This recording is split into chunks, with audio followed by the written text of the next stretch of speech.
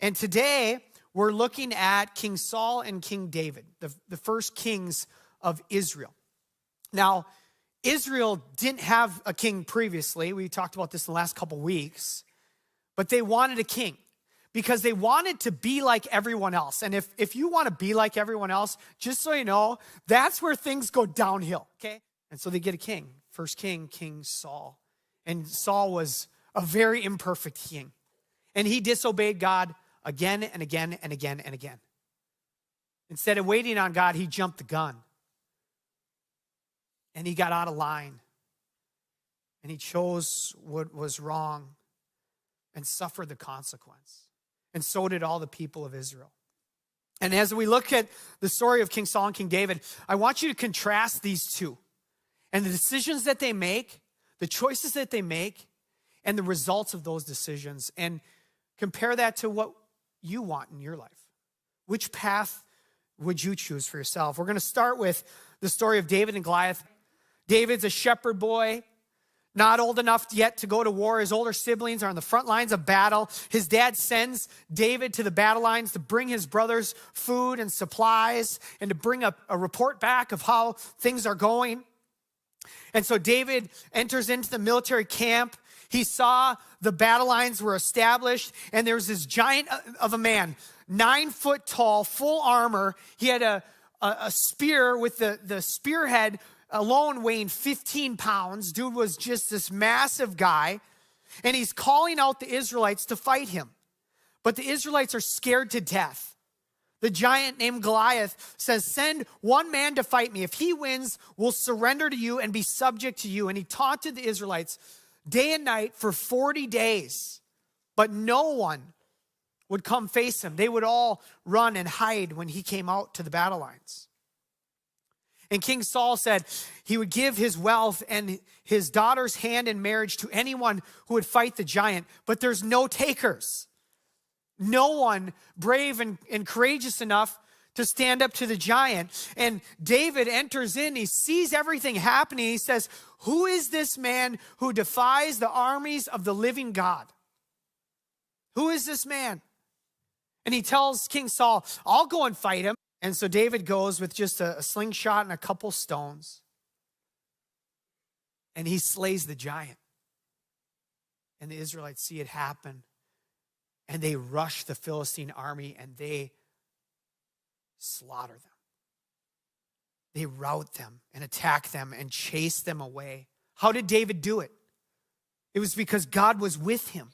And David became a hero for the Israelites. Now, that's the famous story. Let's get to the less famous part that we're going to kind of land on today. 1 Samuel 18, what happens after this? When the victorious, verse 6, 1 Samuel 18, when the victorious Israelite army was returning home after David had killed the Philistine, women from all the towns of Israel came out to meet King Saul. They sang and danced for joy with tambourines and cymbals. This was their song. Saul has killed thousands, and David his 10,000s. And this made Saul very angry. Who is this, they said. They take credit with 10,000s and me with only thousands. Next, they'll be making him their king. So from that time on, Saul kept a jealous eye on David. Okay, this is something that we see happen in the corporate world often. Is everyone's concerned about someone else being elevated above them. And so there's this fight and this battle. It happens in our high schools. Climbing the social ladder of popularity. He doesn't like that someone else is raising up. So he's going to do something about it. Jealousy is just crouching at his door. Verse 10. The very next day, a tormenting spirit from God overwhelmed Saul, and he began to rave in his house like a madman. When Saul was anointed king, God's spirit was upon him. But as he continued to disobey God, God's spirit left him. And an evil spirit came and tormented him. And as David was a young boy, he was called into Saul's service to play the harp when he'd be tormented by these evil spirits. And David's harp playing would bring some calm and peace to King Saul. David was playing the harp as he did each day, but Saul had a spear in his hand, and he suddenly hurled it at David, intending to pin him to the wall. But David escaped him twice. Happened twice. Saul was then afraid of David because he couldn't kill him. And the Lord was with David. The Lord was with David. And it turned away from Saul. Finally, Saul sent David away and appointed him commander over 1,000 men. And David faithfully led his troops into battle. David continued to succeed in everything he did, for the Lord was with him. We see this pattern. God's with him, and God's giving him favor. He's blessing his work. When Saul recognized this, he became even more afraid of him. But all Israel and Judah loved David because he was successful at leading his troops into battle. Saul makes 2 more attempts on David's life. But David navigates both of those circumstances. Verse 28, when Saul realized that the Lord was with David, how much his daughter Michal loved him, Saul became even more afraid of him, and he remained David's enemy for the rest of his life. Every time the commanders of the Philistines attacked, David was more successful against them than all the rest of Saul's officers. So David's name became very famous. Saul's getting more and more angry as more and more people are looking to David for leadership. They're praising David, and Saul's got a problem with that. Chapter 19, Saul urged his servants and his son Jonathan to assassinate David. But Jonathan and David were best friends, and so Jonathan saved David's life and told him to run away before his dad killed him. And so David runs away.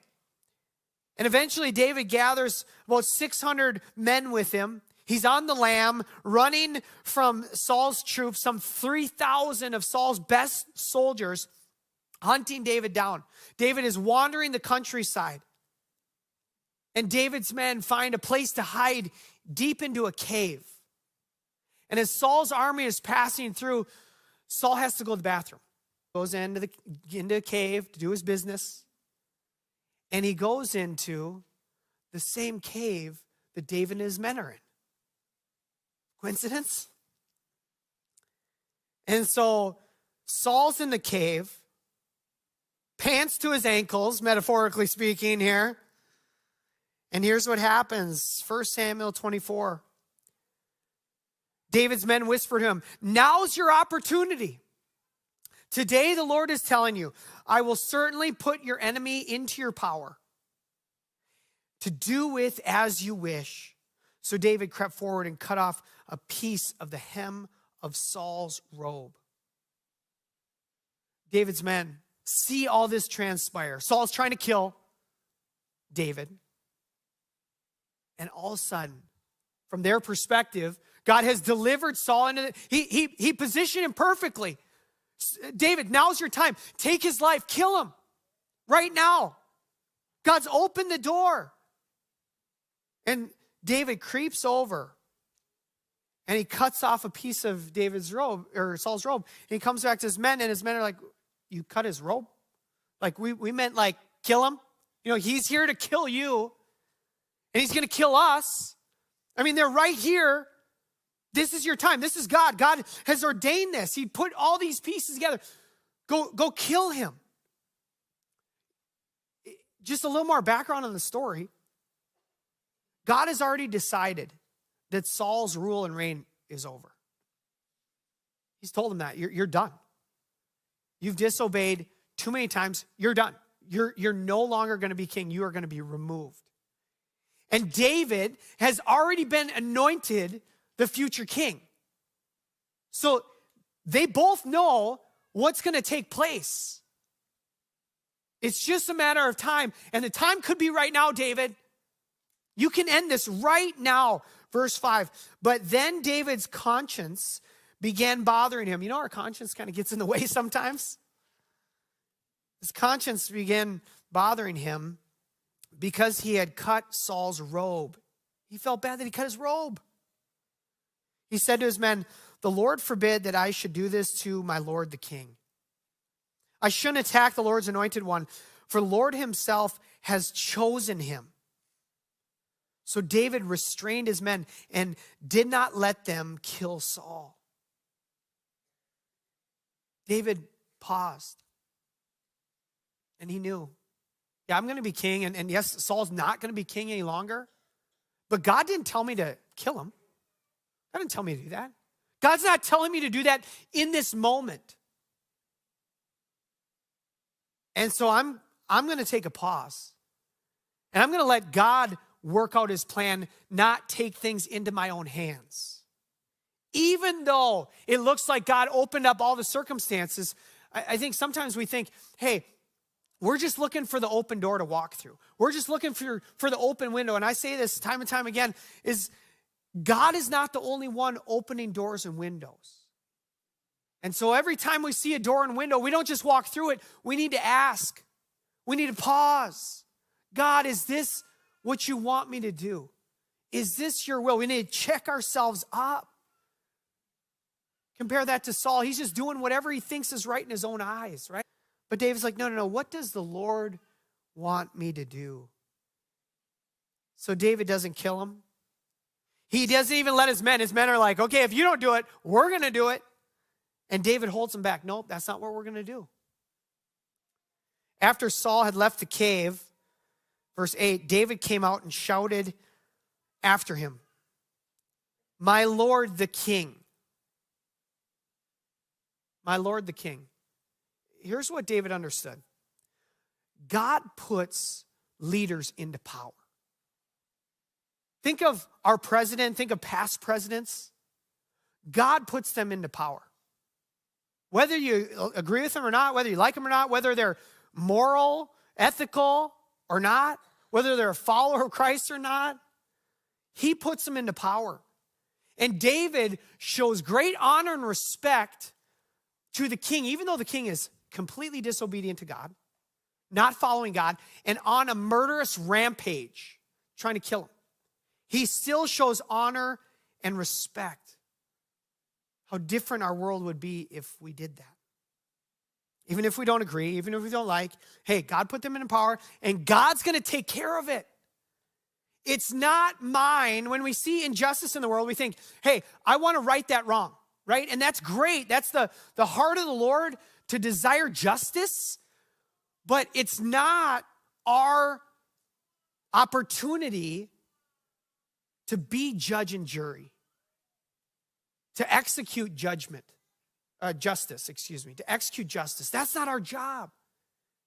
That's the Lord's job. We're going to look at that a little more later. Let's keep going. David came out and shouted after him, verse 8, "My Lord the king." And when Saul looked around, David bowed low before him. Then he shouted at Saul, "Why do you listen to the people who say I'm trying to harm you? This very day you can see with your own eyes it isn't true. The Lord has placed you at my mercy. Back there in the cave, some of my men told me to kill you, but I spared you, for I said, I will never harm the king. He's the Lord's anointed one. Yeah, he's a bad king. Yeah, he's trying to kill you. I don't care. The Lord put him into power, and the Lord will take him out of power, not me. Look, my father, at what I have in my hand. It's a piece of the hem of your robe.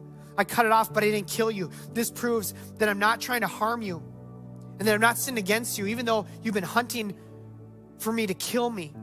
May the Lord judge between us. Perhaps the Lord will punish you for what you're trying to do to me, but I will never harm you. It's not mine to avenge. You're in the Lord's hands. And he's a lot better at that. Verse 16, when David had finished speaking, Saul called back, "Is that really you, my son David?" And the king began to cry.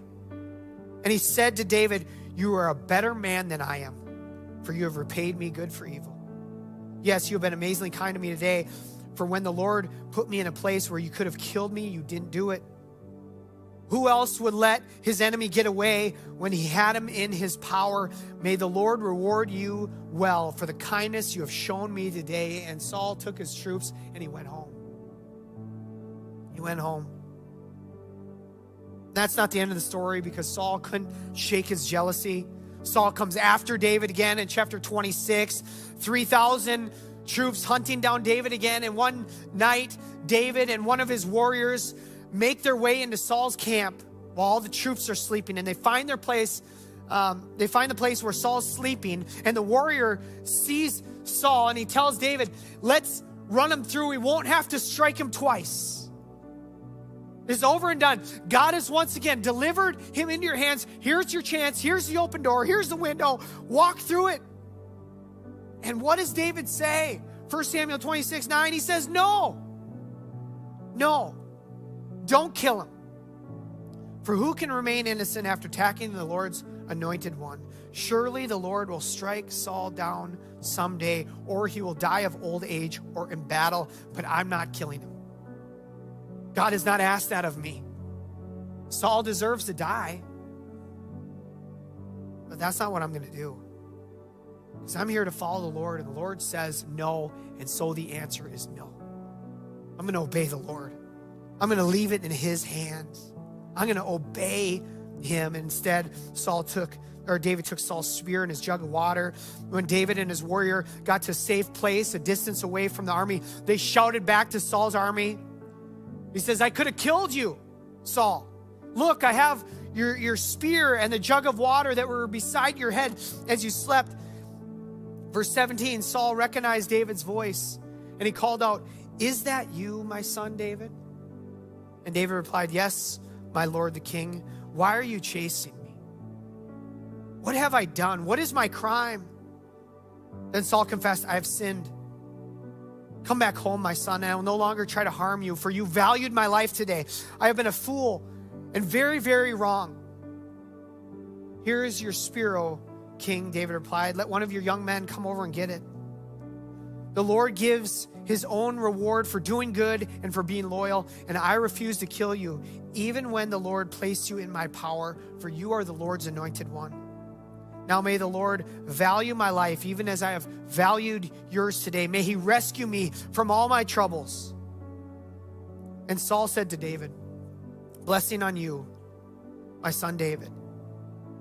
You will do many heroic deeds, and you will surely succeed. Then David went away, and Saul returned home. David chose what is right, and God's will was accomplished. Soon after this, Saul would die in a battle. A stray arrow comes and takes him down. But that wasn't David's responsibility. That's not what God asked David to do. Romans 12:9 says, dear friends, never take revenge. Leave that to the righteous anger of God. For the scriptures say, I will take revenge. I will pay them back, says the Lord. It's God's to avenge. He is the righteous judge. You know, in the story, we have these two men, one that's on a rampage, and then you have David, the one who is humbly following God, the one who is patient, the one who doesn't see the whole picture, but trusts God moment by moment. And David, this is the most encouraging part, David is so imperfect. David struggled with sin. Later we hear the story of him lusting after a woman and taking her as his wife, but she was already married. So he had her husband killed, and now he's got blood on his hands. But God describes David as a man after his own heart. Why? Because even after the deepest, darkest sin, he calls upon the Lord for salvation, for forgiveness. He says, create in me a clean heart